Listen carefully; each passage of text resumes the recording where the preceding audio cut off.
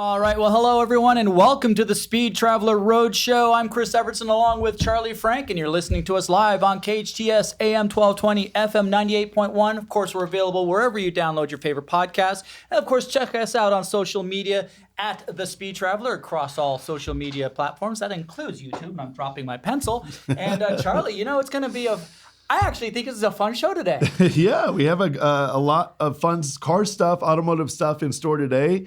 We are going to talk a little bit in our next segment. We're going to talk to Eric Richmond, who is the owner of carsandcoffeeevents.com.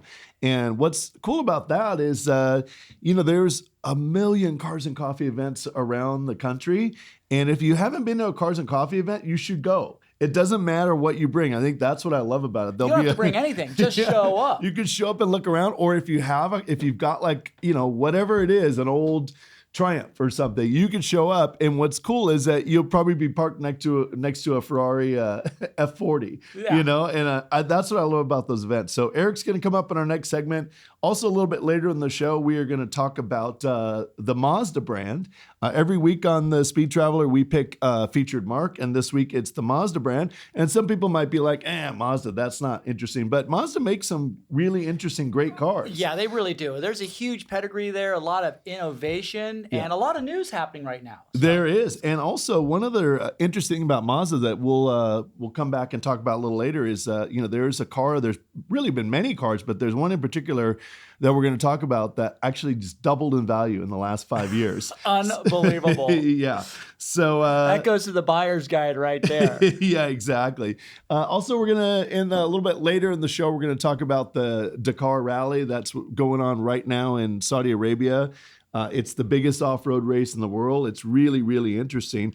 But first, Chris, let's talk a little bit about automotive news. And we're not opposed to EVs here on the Speed Traveler. I think there's a place for them. Anytime we have to preface something with we're not opposed to. Exactly. We're not opposed to it. And also, interestingly, we've been contacted recently by an EV company that wants us to help them. So, I think in the right place, right situation, EVs make a lot of sense. But this week was a rough week. It was cold. Yeah, and that's the big thing. And that's, I think, why you said we're not opposed to EVs. But that kind of leads you right in. It was cold. And when it gets cold, when it gets to freezing temperatures or below, you lose 70% of your range with the electric battery. Yeah. And that's true with all electric batteries. That's your leaf blower. That, whatever it is, you're going to lose 70% of your efficiency and your range. And I can't imagine what it's been for for folks like out in Portland who are having Oregon, the Northwest, huge freeze. What's happening on the East Northeast? Coast? Northeast. I mean, huge there's storm. Huge cold front that's just working right across the nation, the northern states, even southern states. I mean, Southern California's been a little brisk. Yeah. But the issue is, the loss of power or the loss of range or endurance on these electric batteries poses a huge question. Yeah. For all these. Climate change is something that just happens. The climate is always changing. You wake up in the morning, sun comes out, and it gets warmer. That's climate change, all right? And you can argue, we don't have to argue about who's at fault, whether the Earth is doing it on its own or whether we're having any kind of impact or whether humans are solely to blame. The issue is cold weather is cold weather, and it has a negative effect on EV cars. Yeah, and to add to Chris's point, they not only had issues in Portland, but there was a huge snowstorm that rolled through Washington, D.C. and the Baltimore area and New York. And, that's something that they're going to have to work on EVs. And I think the biggest issue that we have is we don't want EVs being forced down our throat. Yeah, there's a place for it. Absolutely. We live close to Santa Monica, California. It's an idyllic little town if you haven't been there. If you live in Santa Monica, you tend to not travel too far out of that beautiful town. And there's Tesla charging centers everywhere. Yeah, and so it makes a lot of sense there. Our buddy Chaz, yeah, Charles was just saying he saved $400 a month on fuel now by having his Tesla. So there's a place for it. The problem is that if you mandate that everyone's got to drive them, you're going to have a run on electricity that we've never seen before in our life. The infrastructure that exists now cannot handle it. Yeah. Cannot handle it. So, there's a lot more that has to happen for electricity to be the exclusive means of power for any nation, any city, any small city. There's a lot of infrastructure changes that have to happen to make electricity being your exclusive means of power. Agree. And that's not going to work. And you mentioned Tesla, and this is another thing. And I haven't been able to do the deep dive on this, but we've been reading a lot of articles. If everyone's been paying attention to this at all, Hertz is dumping their entire... Not their entire. They're a third of it. A third. Well, that's a big chunk. That's a big chunk. A third of their fleet, their national fleet of EVs. Yeah. And they're dumping them, and they're discounting them like crazy. Yeah. And it's, we were talking about this a little bit earlier. We haven't done the full deep dive, but I want to know more about the why of that. I mean, it leads to a lot of questions. I looked on the Hertz site today, and I got some interesting answers. One of the things was because they're a publicly traded company, so they have to file these disclosures. They said one of the factors was expenses related to collision and damage, primarily associated with EVs. So does that mean that people are crashing them more often than regular combustion engine cars? I don't fully understand that sentence. I would have to if I'm going to translate that to my brain's version of English and logic, right, I'm going to say it's just too expensive to repair. Yeah. The other thing they mentioned is they also mentioned that there's a higher depreciation level on those vehicles, on the EVs. Yeah. And so it makes sense to me because you buy an EV today, in 3 years it's going to be better and go further. Right. So it's I think antiquated 1 year later. So there's no residual or resale value in those cars a couple years down the road. So that makes sense. And I think third and most important is there wasn't a demand. They weren't renting EVs. Right. People weren't going to Orlando, even to drive from the airport 7 miles to Disney World. For some reason, they weren't renting EVs to do that. It's funny. It's, I use some ride share platforms to travel from the airport and to wherever I'm going because we do so much traveling. And I'm noticing that, for a while there, like Teslas and all electric cars were getting popular. We saw a lot of Prius out there as for ride share community. But I'm looking at it now, and I don't think I've gotten in a Tesla in the last 12 times, 15 times that I've gotten into a rideshare car. Yeah. I don't understand it either. I think the combustion engines are so efficient, if you get a Honda or a hybrid. The hybrid's great technology. Well, one of my favorite engines of all time, the Ford DFV Cosworth engine. Yeah, right, exactly. So fuel efficient. And I think that's another part to the Hertz thing is, as we know, because we do a lot in the automotive industry, the batteries don't age well. No. They lose their capacity very, very quickly. If anyone's got a flashlight and they put some AA rechargeable batteries in there, and it works great for about 5 minutes, and then it dies, and then it takes 4 hours to recharge it, and then it only works for 4 minutes. Yeah, that's what happens to electric batteries, right? Or to batteries. They just don't have a great lifespan, and I think. That's where the efficiency gets really lost. That's one of the places the efficiency really gets lost. Right. You no longer, like we did a lot with the BMW i3, and it's a fantastic little car. Yeah. And every year they were able to kick the range up by a good 15, 20 miles every single year with battery and electronics development, which then makes that previous generation completely obsolete. So it kind of speaks to that. And I love the little i3. That was such a fun Yeah. car. I mean, when we do the autocross, Yeah. we do the autocross for programs for BMW, and we'd have the M3s, M4s, sometimes M8s out on these track. And I got to tell you, the i3, The i3 was always fun. always the most fun. I agree. It's a blast to drive, and now BMW has their i4 and their i5. Those are great cars, fun to drive. But you know, it becomes less of a great car if you live in the Northeast or the Northwest and it's cold. Yeah, all of a sudden your range went from, let's just use easy round numbers. If your range was 100 miles and you lose 70%, your range just dropped to 30 miles. Right. You know, how does that equate to gas? Yeah. It doesn't, because gas is going to get you, and diesel is going to get you the same mileage no matter what the temperature. Right. Yeah. You know, I mean, the issue with the gas engine is how heavy and how powerful it is. Right. Everything is. And I wish they would, there was more money going into the development of alternative fuels, as opposed to just all about batteries. And, you know, we don't want to get on our soapbox here, but we've talked about it. I'm going to stay on the soapbox because we're going to go into racing news. And if we look at Formula One, and we look at the American Le Mans Series, and we look at the European Le Mans Series, the LMP1 Series, those are all hybrid vehicles. Those are electric assist combustion engine vehicles. Right. And why are we not continuing to develop that combined energy? Because quite frankly, that keeps two industries alive. Yeah. Instead of killing one industry to build up another industry, we have both industries. And nobody gets pissed off. That's a novel concept, isn't it? Don't kill the combustion engine industry yet. Until you've got something that's much better. Right. And today it's not much better. Nope. It's all about, I don't know what it's about, but I don't get it. I don't get it. Well, with that, Chris, we're going to take a quick break here. And just on the other side of the break, we're going to come back with Eric Richmond, who is I believe he's the president or the CEO of Cars and Coffee Events.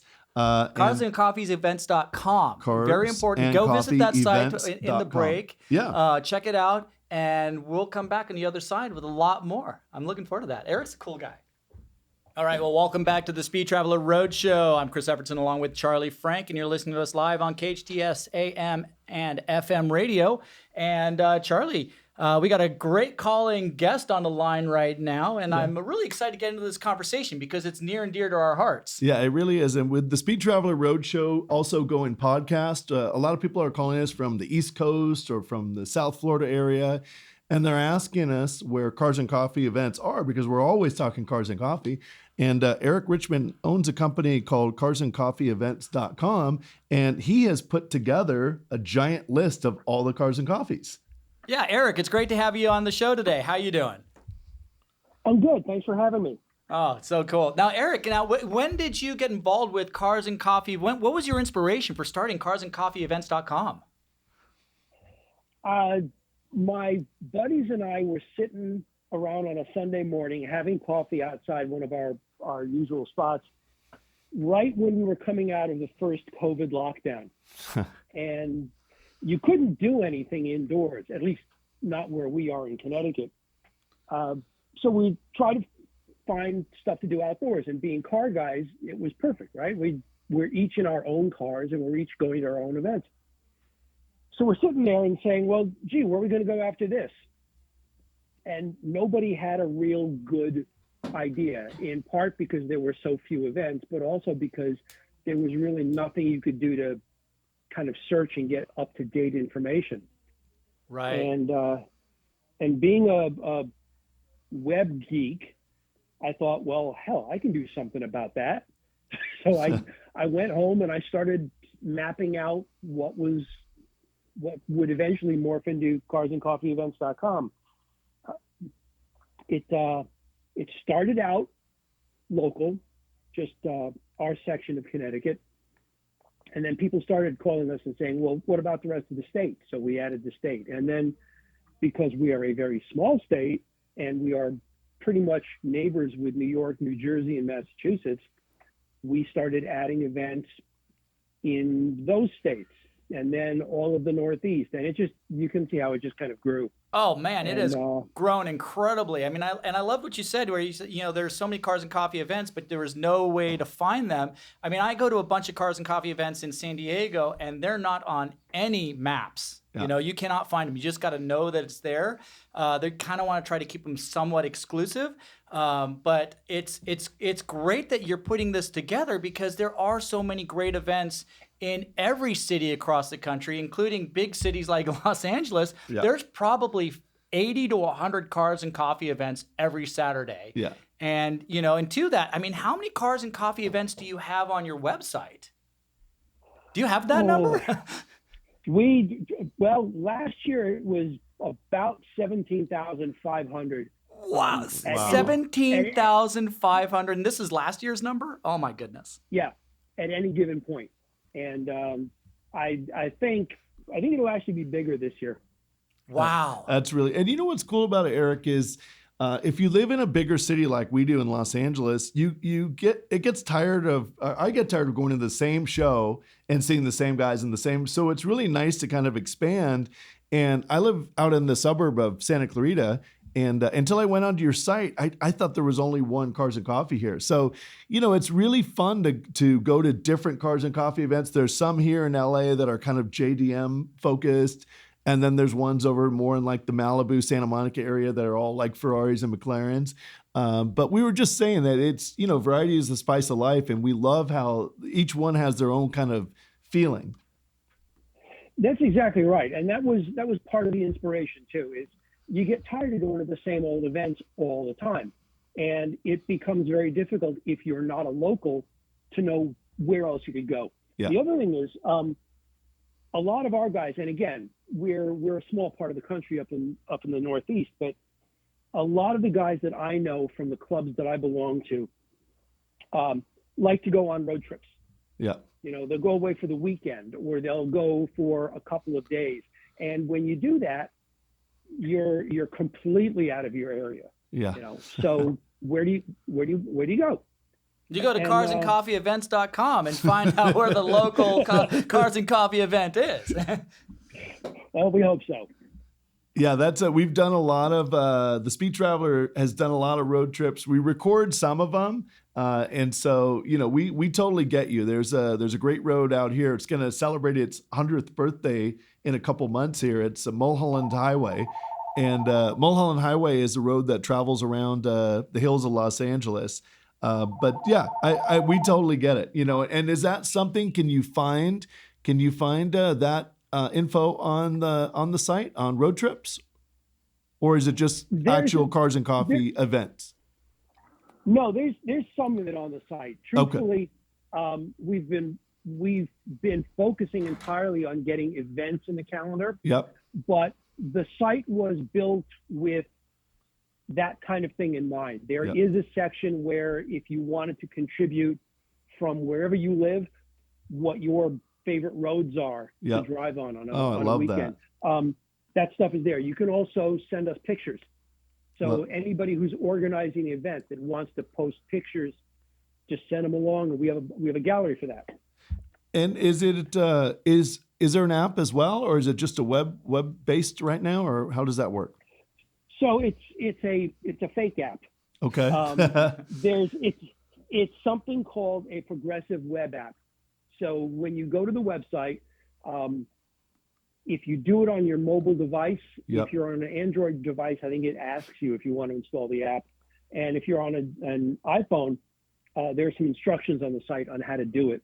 But it puts an icon on your phone. It looks exactly like an app, Right. but it's actually the website without the extra borders around the browser. So Right. it looks and feels like an app, but it's not. Interesting. I'm going to put you a little bit on the spot here. Now that you have this great app and you've been able to peruse a lot of different Cars and Coffee events, and you were talking about, some of your buddies and friends, you like going on a road trip and finding a local Cars and Coffee event wherever they might be going. With this, with the expansion of and breadth of knowledge you have on all of these Cars and Coffee events, aside from your favorite one locally, have you found a new favorite Cars and Coffee event? that just kind of blows your mind, or just that reads to you very specifically, whether it's car type or is there a cars and coffee event that you found outside your range that basically came from your website and your research? Yeah, there are actually. There's a few of them. I've got, because we're so close to New York. I'm across Long Island Sound from Long Island. There's a really nice one there that used to be held at the Oak Beach Inn on the Atlantic. Yep. It's right on the beach. That one was a lot of fun. And there's a few others. There's one I'm going to up in Newport, Rhode Island, which is really nice because you have all the mansions up there from the Gilded Age. That's a beautiful place for a car event. Yeah, it's kind of funny because you have your Rhode Island. You have your Newport, and we have our Newport out here, and it's very much the same thing. It's the upscale, and there's some great car events. We just did a great event. I don't know if we can mention that on air. What we just did recently for that luxury brand. Oh yeah, it's okay. Yeah, we did a great program for Bentley out there, and. It was. It's interesting to see the different type of cars you'll find in regions. Various regions. Yeah, we did. For those of you who aren't familiar with Southern California and Laguna Beach area, which is an exceptional part of the state of California, also close to Disneyland. So you can drop the kids at Disneyland, go find some great roads. But we did an event at the Ritz-Carlton, and what a spectacular venue. But Eric, what were you just about to add something to that? No, I was going to say you're absolutely right. I find that that there are within the crowd, there are some places, some events that are very, very much American iron centric. Right. And the one that I went to on Long Island is like that. And then there's the ones up in Rhode Island are very much classic cars. Right. From the 30s, the 40s, the 50s. And then there are the exotic cars. I know you guys have got a great one out around in Orange County. There's a huge one out there. It is like 3,500 cars on a weekend or something. Right. Yeah. It's massive. Yeah. That's really cool. I think you're referring to the one in San Clemente. It's on. It's at the outlet center, and I believe it's off of Pico Canyon, off the 5 freeway. But yeah, that is a massive event. But so. Eric, we're going to wrap up here, but tell everyone a little bit about how so you just go to the site, you can go on your phone, correct? You don't have to pay anything. It's all free. Oh, it's completely free. You just go to carsandcoffeeevents.com. And the app is free. The website is free. The classifieds are free. That's great. Yep. Such a great product. All right. Well, thanks so much, Eric, for joining us. Once again, it's Eric Richmond from Cars and Coffee Events. We are going to take a quick break, and we'll be right back. All right. Well, welcome back to the Speed Traveler Roadshow. That's Charlie Frank. I'm Chris Evertsen, and you're listening to us live on KHTS AM 1220 and FM 98.1. Of course, we're available wherever you find your favorite podcasts. Also, check us out on the social medias at The Speed Traveler. You can check out our YouTube videos and our Instagram feeds and all that neat stuff. And Charlie, car brand of the week. This is pretty cool. Yeah, it's the Mazda, and it's kind of like if you know, you know. Yeah. A lot of people are like, oh, yuck, Mazda, like boring. But Mazda makes some incredible enthusiast cars. They build fun cars. That was kind of the foundation of the brand. Right. It's always been, and very innovative. Yeah. And it's hard. It's really hard to not immediately start with the Miata. Yeah, exactly. It's just an iconic current model that's been running since how long? 1989. 1989. So it's been going for 35 years. So we're at the 35th anniversary Miata. How crazy is that? That is so great. And it's a driver's car. Yeah. It's loads of fun. It's really a little 2-seater convertible or a coupe. There are coupe versions. And man, it's a lot of fun. If you've just driven one around town, we were recently earlier in the show talking about Mulholland Highway, Mulholland Road, and what a fun drive that is. Mazda MX-5 would be perfect for that. Yeah. If you're at Laguna Seca or Buttonwillow Racetrack, great track day car. It's an amazing car. And they're cheap.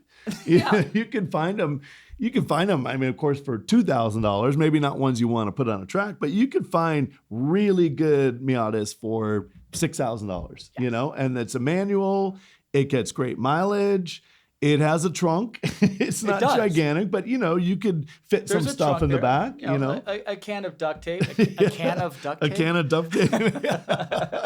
But, yeah, it's such a great car. It's, you know, I got to say, and this is kind of a little bit of a digression, but it's hard for me to have this conversation with you about Mazda without Brad Austin, our buddy Brad Austin, in the conversation. Famous Mazda Miata racer, and U.S. touring car champion. But yeah, he's a great guy, and he made that Mazda Miata go really fast. Oh my God! Several category track records in his Mazda Miata, and lots of wins and championship. 2 championships, I believe. So, but moving on a little bit from that, there's not like you're going to make a lot of money on the Miata. It's not really. There are a few special editions out there, but it's not really a car that people look at to make money. But one car. Well, let me add to that. You're right. It's not a car to make a lot of money, but we've just been saying the most important thing about that car. It's fun. So much fun. Yeah. You know, you want to get out and have a good time, and you know, you want to go do, you know, Evel Knievel and jump the Snake River. Right. Jump the Snake River, you know, do it in a Miata. Yeah, exactly. It won't be that expensive to do. Exactly. It's a great car. But cars that, you know, are at the bottom of their depreciation cycle and already on their way back up, we always talk about that on the Speed Travelers, cars that, you know, have got to the bottom of the depreciation cycle, the lowest they're going to be, and now they're on their way back. And one of those cars is the Mazda RX-7. Yeah. And that was, you know, the late 70s into the 80s was the Generation 1. And those cars are really starting to go up in value. Oh, yeah. And back in the day, that was the car to have. Yeah, it really was. You know, the rotary engine. The rotary engine. And that's a key component to that. That rotary engine, I believe it was started, they introduced the rotary engine in 1967 in a funny little, what do they call it? The Cosmo, I think it was. And that's when they first came out with the rotary engine. And that wasn't the first iteration of the 12B, I think it is. 12A and 13B. And yeah, 13B. 12A. Yeah. 12A was the for the Cosmo, and then 13B was where it got really more powerful in the mid 70s. Yeah. With the RX-7. Yeah. RX-3, and then later in the RX-7. Yeah, exactly. So the RX-7 is a car. The first generation ones, you can find those. We found a few really nice ones for about $12,000 today. I saw one that was $16,000 on Hemmings. Hemmings.com is a great place to look for cars. The second generation Mazda RX-7 was came a little bit later. It was 86 to 91. Those are the lesser known ones, maybe not as ultimately desirable because they were a little different. Like they changed the body style. They went to a bigger chassis, they bigger did. footprint. And the original RX-7 was definitely like sort of a driver's car, and this one was a little cushy, in my opinion. So the second generation one, you can find those for about $15,000 to $20,000. There's still a market because there's always a market for JDM, Japanese cars. There isn't a drifter in the world that would turn down an RX-8. Second generation RX-7, right? Second generation RX-7. Yeah. But one car in particular is they made in the third generation, which was 92 to 2002, they made a twin turbocharged version. And oh my God, Chris, like, you could find those cars 10 years ago for maybe $15,000. I mean, they never went way down. Maybe one that was beat up and driven hard, but you could find a good one for 20, 25, and those cars have more than doubled in 10 years. $50,000 online right now. Yeah, it's like insane. And way over on some of them. Yeah, here's your pencil. You keep dropping your pencil. Thank you. Drop my pencil once again. But yeah, so if you're in the market and you've got the money to spend, the Mazda RX-7 from the 92 to 2002, if you can find the twin turbo, I mean, it's just never going to go down in value. No, I mean, as long as you keep it in good nick, absolutely. Right. It's a great car, and I'm a little surprised that the rotary engine kind of went away for a while. I mean, we talked about the iterations. They had a 3-rotor, the B20, I think was the version with the 3-rotor. In the 90s, they had the Le Mans car. What was it? The 787B, which was a 4-rotor motor, and that thing. one of the greatest sounding race cars of Right. all time. And it looked just like a Porsche 962. It was really- very well, the sleek, first- and they basically stole the body style. They really did. I remember seeing it for the first time at Riverside International Raceway, Right. and I was like, God, that Porsche just sounds so different. And I didn't know any better at the time. Right, and then when right. I got into the paddock, into the pits, it's a Mazda? Yeah. It didn't compute right away. So there's some interesting news on is it Katsuro Katsuro, Mogo, who is the president of CEO of Mazda, is talking about bringing back the rotary engine. So that would be cool, wouldn't it? Yeah, and actually in a rotary hybrid EV, they're calling it the R-EV. Okay. So it'd be a rotary hybrid motor, and there's Yeah. suggestion that it might be in the coming up in, I think, a 2025 model Right. RX2, I believe it is. Okay. Yeah. But I mean, the rotary engine's it's such an efficient motor. Right, it Such is. an fuel efficient And it revs motor. high. It's Revs high. really a driver's car type motor. Yeah, I mean, well, the way we drive, we like to keep the revs kind of high and keep the Yeah. keep the RPMs rolling, especially out on the track. Right. And it's loads of fun just ripping down the roads in in your town where it's safe to do so. I gotta emphasize, drive safely at all times. Always drive safely. If you're driving like an idiot, drive safely. Yeah.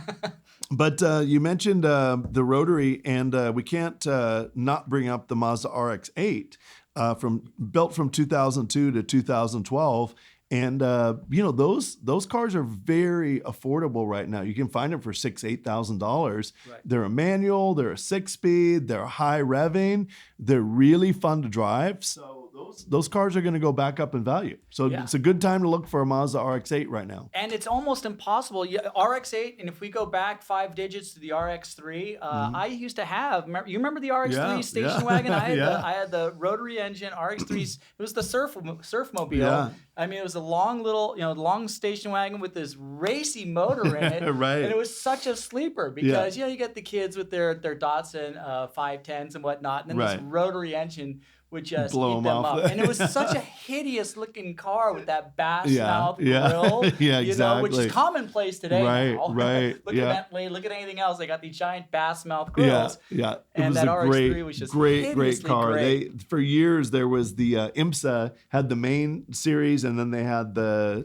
RS Challenge. Yes. And I think the Mazda RX-3 won that series about 8 years in a row. I Right. mean, like no one could dethrone the Mazda RX-3. And it's funny because that series, and same with Le Mans, they kind of, because the rotary engine was so dominant, Yeah. that they changed their regulations. Like we mentioned the 787B. Right. They changed, it was introduced in 1990, and then Right. it won the Le Mans in 1991. Yeah. And they saw that the potential dominance of this vehicle, and I think Yeah. the other brands kind of maybe got together Right, and right. said, we need to get a regulation Yeah. change, and then the rotary engine in Le Mans went away. Yeah.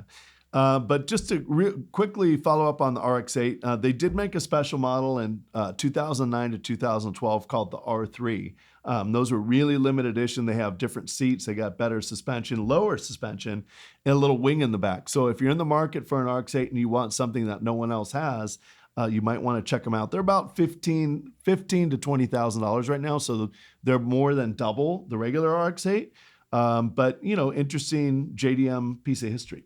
Absolutely. And what a great platform to work from, though. They took that RX-7. We saw the second generation, which you and I didn't really like. Right. I didn't like the body styling as much. Yeah, I don't think it was received very well. The No. second by anybody. Yeah, The second one. I think they tried to dumbing it down is maybe not the right term, but they Right. tried to make it in everybody's car. Yeah, they did. And that's the thing. Cars don't work well when they're an everybody car. I agree. Yeah. Cars, and this is true for everything. And I think Mini made that mistake. Yeah, Mini Mini tried to- made these great sporty cars, and they tried to make them an everybody car. Well, once they tried to make them twice the size, it made no sense Yeah. anymore. So it's pick your lane and kind of stick with that. It's not that you can't have a larger SUV. They make a little SUV, Mazda does, and it's a great little Yeah. SUV. Right. but don't make the RX-7. My brother Ralph has one. Oh, does he really? Yeah. All right, Racing guys. Enzo Ferrari, Ralph Frank. Yeah, exactly. So we are going to take a quick break here. You are here on KHTS Radio or listening to us anywhere you get your podcasts. We're going to take a quick break, Chris, and we're going to come back and we're going to talk about fun things you can do with your Mazda. Excellent. We'll be right back. Welcome back to the Speed Traveler Roadshow. I'm Chris Evertsen along with Charlie Frank, and you've been listening to us live on KHTS AM 1220 FM 98.1, available wherever you download your podcast. Also, check us out on the social medias and YouTubes at The Speed Traveler. And Charlie, this is our last segment of the show. Not a lot of time for this segment, but man, this is an interesting topic for us. Yeah, no, it's today's featured marque is the Mazda brand. And like we said earlier, a lot of people don't realize what great performance cars Mazda makes and enthusiast cars. The Miata, we talked about the RX-7, we talked about the RX-8, but there's a lot of places you could take your Mazda Miata, for instance, and get on the racetrack. Yeah, I mean, there's so many track day events happening. You can go to speedventures.com. There's a couple of Turn 8, Motorsports, and what's the Ali is track days. Track days. Thank you very much. Track days. And there's always events, especially here in Southern California, all the great racetracks we have. And for a car like a Mazda Miata, right. I like tracks like Buttonwillow. Yeah, like a rhythm track that doesn't need a ton of horsepower. Not a ton of horsepower, right. A lot of turns, a lot of braking, and a lot of need to use that momentum to get through those corners because, they're not the fastest accelerating cars. You don't have 500 blown horsepower. Yeah, yeah. But it's a great point. You could buy a Miata very inexpensively. You can put a roll bar in. There's lots of places you can find online roll bars. You can bolt it in. And this is for track days. This isn't necessarily for full racing. Wheel to wheel, banging doors. But we'll get to that in a minute. Absolutely. But so you could, for $6,000-7,000, you can have an amazing track day car. Right. And then with the 100-year anniversary of Mulholland coming up, a great road to drive from basically Beverly Hills, from Hollywood to Ventura. Yeah. It's a great winding road. There's some classic sections of road, sections on that road. Yeah. The Miata would just be a great car on this road. And I know, we were just talking with Eric, I know there's great roads in Connecticut. Eric Richmond lives in Connecticut, from carsandcoffee.events.com. Yeah. And there's great roads out there to just rip it up, and a Miata would just be so much fun. Yeah. And we've been just talking about the cold front that's been just coming awash of this nation. Right. And the effect that it's having on electric cars, battery-powered cars, losing 70% of their charge. We're not going to have that problem with the Miata. Now, granted, it's a convertible, so wear your ski gloves. Yeah. You know what? And you just brought up something interesting. The Mulholland Highway here in Los Angeles. It's the 100th anniversary, so I think the Speed Traveler should do a tour in Mulholland. Yeah. We'll get people together. You can contact us on our social media, which is thespeedtraveler.com, or Speed Traveler on Instagram. Also thespeedtraveler.com. We don't have a whole lot there. And also you can find us on YouTube. Just go look for the YouTube channel, which is The Speed Traveler. And let's do a 100-year anniversary rally, road rally. Yeah, who wants to rally with us on the 100-year anniversary of Mulholland Highway? Exactly. And you don't have to bring a Miata. You can bring any car you like. Yeah, exactly. Message us, DM us on Instagram, like Charlie said, at The Speed Traveler. Right. And we're going to put together, I think it's a great idea. Yeah. So it's going to be a semi-private, meaning we're not going to advertise it other than what we're doing right now. No. Right. I mean, we can advertise it to our listeners. We're not going to go out and find extra, we'll other put it car on clubs Instagram or something like that, get some friends and family and locals and enthusiasts out there and have a good time. Yeah. I love that idea. Yeah, let's do that. I can't wait. But before we bounce off the Miata subject, there's some other places, if you really love how the Miata races or drives, you can get into wheel-to-wheel competition in both NASA and SCCA. And when we say NASA, it's a National Auto Sport Association, not the National Aeronautic and Space Administration. No, not that NASA. But the spec Miata classes are incredibly well attended. And I mean, if you want to learn to drive, that's the class you should be racing in. 100% agree with you because the cars are so evenly matched. Right. And because you don't have horsepower to take advantage of someone else's mistake to get past them, you really have to be in the right spot. That rhythm and timing is paramount. And the fields are ginormous. 50-car fields, and they're bumper to bumper. All the way through, from first to 50th place. As a matter of fact, a good friend of ours, his son has been racing the MX-5 Cup. Boris Max. Boris Jr. Boris Jr. Boris Ed Jr. Boris Ed Jr. It's been racing. Why am I thinking I almost went the other way? That's not Max Verstappen. But yeah, it's a great class. You can go all the way up to a national championship level. There's also the MX-5 Cup, which is a special Mazda advertises and promotes that and helps the drivers with a lot of stuff. And so that's a key thing, though. That Mazda support is amazing because, in auto racing, it's not a matter of if, it's a matter of when you break something. And that Mazda Speed program, those replacement parts are not only very, very cost effective, they're actually pretty easy to put on. The Miata platform is a fairly simple car to work on. Agreed. So it's a great entry. I agree. Into top level racing to race, and it may not be everyone's cup of tea. I mean, if you want to be the best you can be, stealing the old logo from the Army, you really should race in a series that's got 25 cars starting the race because there's always going to be someone to race with, and you're going to learn to be better. To win in that category, you have to really focus, and you have to really put your skills together. And you have not only do you have to be aggressive, but you have to be patient.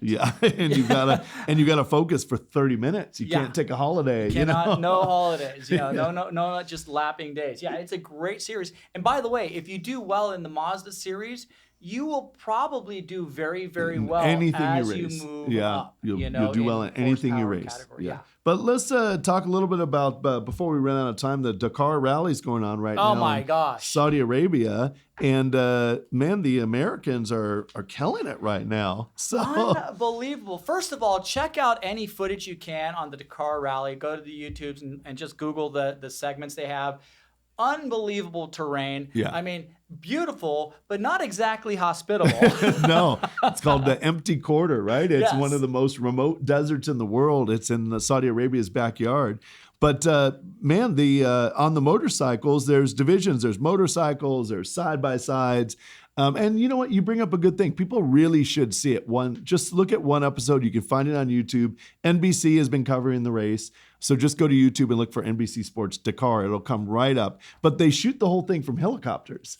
And the scenery is incredible. Unbelievable. I mean, I'm just as enamored with the helicopter pilot skills and cameraman skills as I am with the drivers and navigators that are actually competing in the race. And then, the unsung heroes, all the mechanics and engineers and everything that are keeping these vehicles running, because they take a pounding. It's 14 days, 5,000 miles. I mean, just unbelievable. It's like doing 7 Baja 1000s or at least 5 Baja 1000s. But getting back to the Americans real quick, on the motorcycles, Ricky Brayback, who's from Southern California, he won the 2020 edition of the race, and he is just kicking butt right now in first place overall. That's unbelievable. And there's quite a few drivers that are noteworthy. Like the young lady, what's her name? Sarah Price. She's doing super well. She's in the side-by-side category, which is something you can almost go and buy at one of your off-road racing places, a Can-Am version of the go to Ride Now or one of those places. But she is in second place overall in her first Dakar. Unbelievable. Really cool young lady. We met her at, she was racing the Robbie Gordon Stadium Super Trucks for a little bit. And it's just unbelievable that I don't know what her secret is, but to go there and to be running second overall in her class is unbelievable. Well, it's such a punishing event, but I think maybe her success at this moment in the Dakar Rally might be due to a little bit of what we were talking about a moment ago with the Mazda series, in that I think her personality she's quite patient. Exactly. She's aggressive, don't get me wrong. Right. She's not afraid. She's certainly not afraid. but she's more patient Right. than some of the other drivers we've Yeah. seen. And then, we saw it at the Stadium Super Trucks. Yeah. Who was it? Jeff Brabham, and maybe it was Max. Right. Max Gordon. Max Gordon. Yep. Were banging, and they took each other out, and she walked right through them. Yeah, She just sat there and watched them make their mistakes. And Yeah. maybe she's been able to do a little bit of that. Yeah. Aside from incredible driving skills. Yeah, the race. Those Can-Ams, those side-by-sides, they're not that easy to drive. I mean, they're actually quite easy, but driving they're not 5,000 and they're miles. not easy to drive fast. Right. Yeah. But also in the side-by-side category, a different one. This is the Challenger class, which is a little bit higher horsepower, is being led overall right now by Mitch Guthrie from Arizona. So That's so really great. incredible turnout by the American drivers. This race had been dominated by Europeans for years. Carlos and now, Sainz and Ali. Nasser Al-Attiyah. Nasser Al-Attiyah. Thank you. I always blow his name, and I apologize. Yeah, but if you like our racing coverage, we've got big news for 2024. The Speed Traveler is going to come out with a Formula One.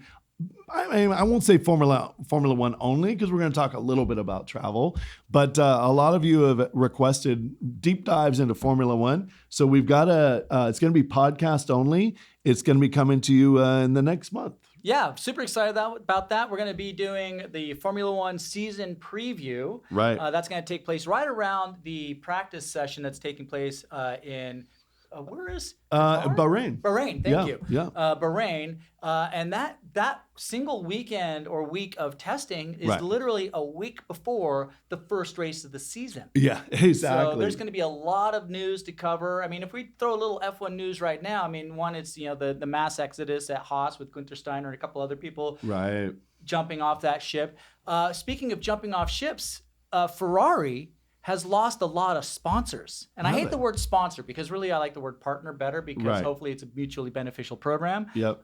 Sponsor doesn't sound like that. Yeah. But to that, there are a lot of commercial partners that Ferrari is losing. They had a beer sponsor for many, many years. Actually several years. I think it came with Carlos Sainz joining team, a Spanish beer manufacturer. Right. And they've moved on to Red Bull. Right. And they've lost a couple other partners. So there's some exodus happening Yeah. in Formula One. That's our 30 seconds of Formula. Aside from that, there are no driver changes. Okay, I don't care what the headlines say. Oh, massive driver lineup change in Formula One. It's clickbait. It's clickbait. Yeah. There's nothing happening. They're all in their simulators Right. doing what they can do. Yeah. So keep an eye out for the Speed Traveler Formula One deep dive.